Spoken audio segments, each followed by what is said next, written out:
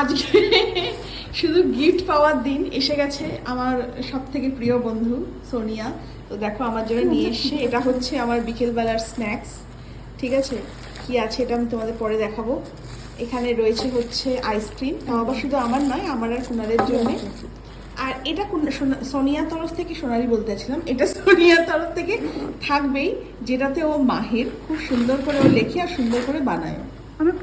Of all possessions, a friend is the most precious, just like you are to me. Wow, আমি জানতাম যে এইসব তুই ছাড়া কেউ বানাতেই পারবে না। I call you friend, but you are much more than that. Happy friendship to you, celeb. আবার এইটার জন্য তোকে মেরে ফেলবো রে, এইটার জন্য তোকে মেরে ফেলবো। এখন তো আরো বেশি করে বলার জন্য ছোট্ট করে লিখেছে। এইটা না মানে বাড়াবাড়ি, এত সুন্দর জিনিসটাকে পুরো মাঠে মারা করে দিল। সেটা হচ্ছে এই যে গোচনাটা, এটা এটা কি ভাষা ছিল? মানে টয়লেট অফ গরু। গোচনা, গোচনা জানিস না, টয়লেট অফ গরু। এটা এইসব তুই জানিস, তবে এইসব করতে গেলে আমি টিচারও নই। গোচনাটা ভালো ছিল।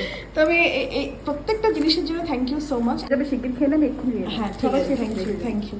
আচ্ছা, সন্ধ্যাবেলা ভজাস না আমাকে কোনো পরের দিনই দেখাবে, এটাকে তুমি এনে দিয়েছিলে।